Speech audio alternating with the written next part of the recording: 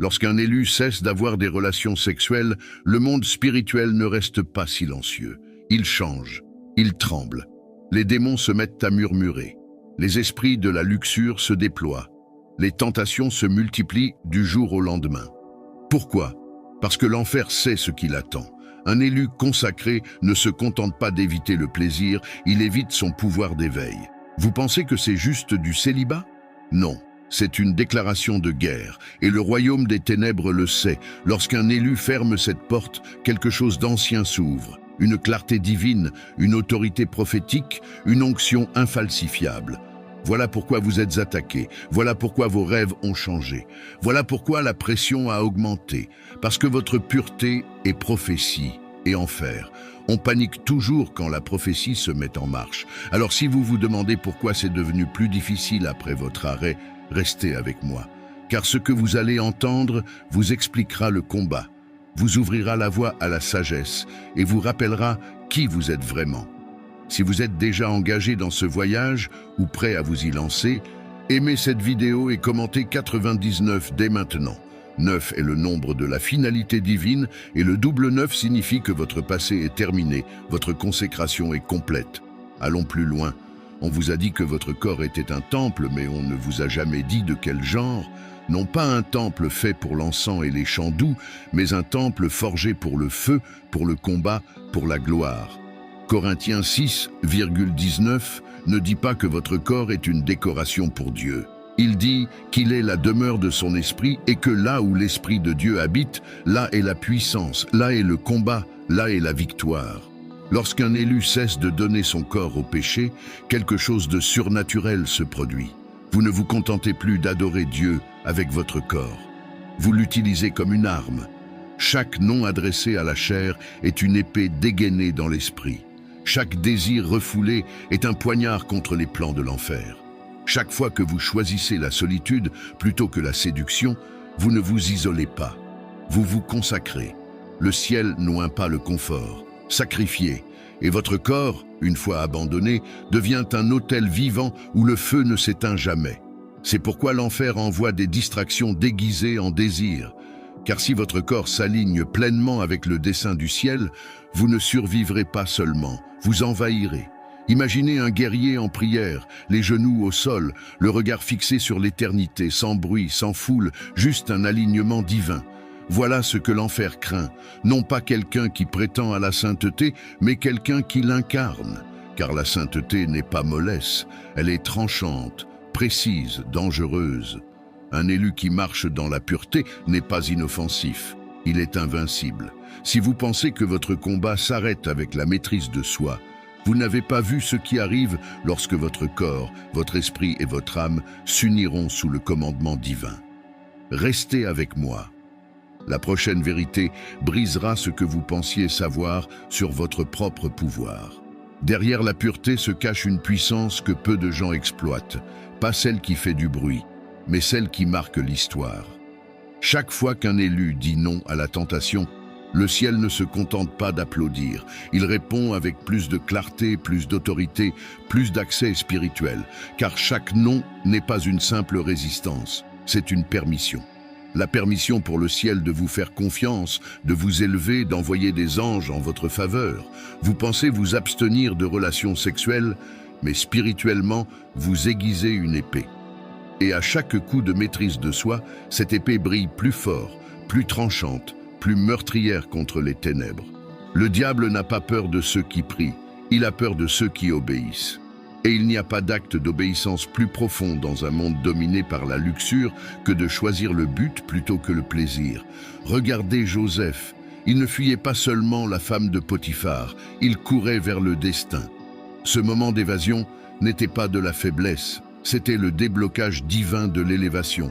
Car ce qui semblait être une perte dans le monde naturel le préparait à la domination dans le monde spirituel.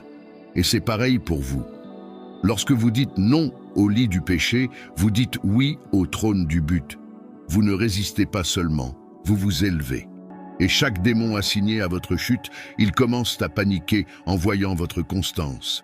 Parce qu'ils savent maintenant que vous n'êtes pas seulement conscient de votre vocation, mais que vous en devenez digne. Mais voilà le hic, et si je vous disais que l'enfer étudie votre pureté non seulement pour la combattre, mais pour la détourner? Ne bougez pas. La vérité que vous allez entendre est celle que Satan n'a jamais voulu vous faire découvrir. L'enfer ne se contente pas de remarquer votre énergie sexuelle, il la traque, il l'étudie. Il craint ce qu'elle pourrait devenir si elle s'abandonnait totalement à Dieu. Car l'énergie sexuelle est sacrée. Elle n'a jamais été destinée à être gaspillée. Elle a été conçue pour créer la vie, l'héritage, l'alliance, et tout ce qui détient le pouvoir de créer a le pouvoir de détruire s'il est mal utilisé. C'est pourquoi, dès qu'un élu choisit le célibat, un changement se produit dans l'invisible. Des démons lui sont assignés, non pas pour te tuer, mais pour te distraire, te séduire, te vider. Tu crois que ce ne sont que des pensées lascives venues de nulle part, de simples rêves normaux qui te semblent trop vivants, de vieilles aventures qui te refont surface? Non, ce sont des opérations spirituelles, des attaques coordonnées d'entités démoniaques. Les esprits incubes et succubes ne s'en prennent pas aux rebelles, ils s'en prennent aux justes, à ceux qui ont décidé de fermer toutes les portes et allumer plutôt un feu. Avez-vous déjà remarqué à quel point la guerre s'intensifie juste après avoir pris la décision de rester pur?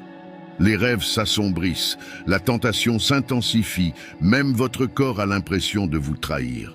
Ce n'est pas seulement une question de biologie, c'est une guerre, car la pureté sexuelle est plus que l'abstinence. C'est la possession d'un pouvoir sacré. Et les démons n'attaquent pas ce qui n'est pas dangereux. Ils veulent votre énergie, ils veulent votre concentration, ils veulent votre feu. Car si vous apprenez à le contenir et à ne pas le laisser s'échapper, vous ne résisterez pas seulement à l'enfer, vous le surpasserez, mais l'ennemi a une dernière carte à jouer, une ultime tactique pour transformer votre force en malédiction. Et la plupart des élus y succombent sans même le savoir. Ne clignez pas des yeux, car ce que je vais vous révéler pourrait bien révéler le piège dans lequel vous dormez. Il se moque du célibat, on le qualifie de faiblesse, on le qualifie de peur, on le qualifie de répression. Mais c'est uniquement parce qu'ils ne comprennent pas la discipline du guerrier. Cette génération célèbre l'indulgence. Suivez vos émotions. Faites ce qui vous fait du bien. Vivez votre vérité. Mais et si vos émotions étaient un piège? Et si le plaisir n'était pas la destination, mais la distraction? Le monde veut que vous soyez ivre de dopamine, insensible à toute conviction. Accro à l'évasion, mais élu. Nous ne sommes pas élevés dans le confort, nous sommes forgés dans la consécration. Célèbre ne cache pas son entraînement. C'est ce qu'un soldat fait en silence pendant que le reste du monde fait la fête. C'est ce qu'un roi fait dans le désert avant de porter une couronne. C'est ce que David a fait avec des moutons avant d'affronter Goliath. Tu penses que tu rates quelque chose? Vous êtes édifié, car en vous abstenant, vous ne réprimez pas le désir. Vous le redirigez, vous prenez votre faim et l'offrez sur l'autel. Vous dites à Dieu, non pas ma volonté, ni mon temps, ni ma chair, mais la vôtre. Et en retour, il vous donne l'autorité, non seulement de dire non aux péchés, mais aussi de commander aux atmosphères, de discerner les esprits, briser les malédictions générationnelles d'un murmure. Il y a un pouvoir caché dans le silence de l'abnégation. Le genre de pouvoir qui ne s'achète pas, le genre qui rend les démons nerveux avant même que vous ouvriez la bouche. Car une fois que vous maîtrisez votre corps, plus rien ne vous possède. Et voici ce que le monde ne vous dira jamais. Le célibat n'est pas l'absence d'intimité, c'est la présence de l'alignement. Et une fois que vous êtes aligné avec le ciel, vous devenez une arme ambulante. Mais même les armes ont besoin d'orientation. Même le feu a besoin de concentration. Et dans les prochaines secondes, vous allez découvrir ce qui se passe vraiment lorsque ce feu cesse de brûler en secret et commence à allumer le destin en public.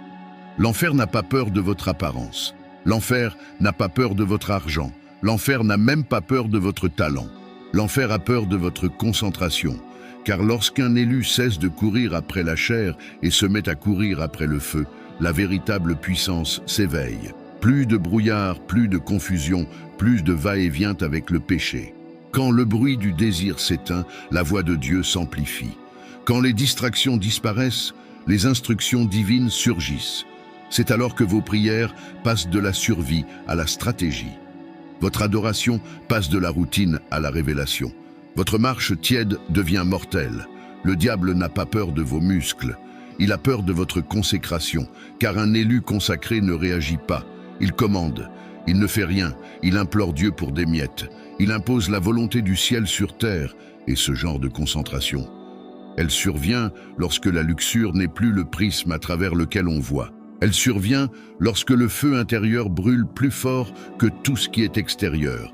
Elle survient lorsque l'on réalise que la pureté n'est pas le but ultime, c'est le but qu'il est. Vous n'êtes pas né pour vous fondre dans la masse. Vous n'êtes pas né pour affronter sans cesse les tentations. Vous êtes né pour voir clair, pour agir avec précision, pour frapper spirituellement. C'est pourquoi la guerre pour votre concentration est si intense, car l'ennemi sait que si jamais vous vous laissez piéger, si jamais vous vous alignez pleinement, si jamais vous cessez de vous laisser séduire par des connexions trompeuses, vous devenez inébranlable, indéniable, inarrêtable. Et maintenant, vous êtes plus proche que vous ne le pensez, car la clé finale, celle qui relie tout cela, ne concerne pas seulement le célibat. Il s'agit de ce qui se passe après, ce qui se passe lorsqu'un élu atteint son plein éveil. Et ce que je vais vous dire maintenant pourrait marquer le début du chapitre le plus important de votre vie. Élu. Ce n'était pas une simple vidéo, c'était un rappel divin. Votre célibat n'est pas une perte, c'est un signal pour le ciel et une menace pour l'enfer. En cessant de livrer votre corps au péché, vous n'avez pas perdu votre pouvoir.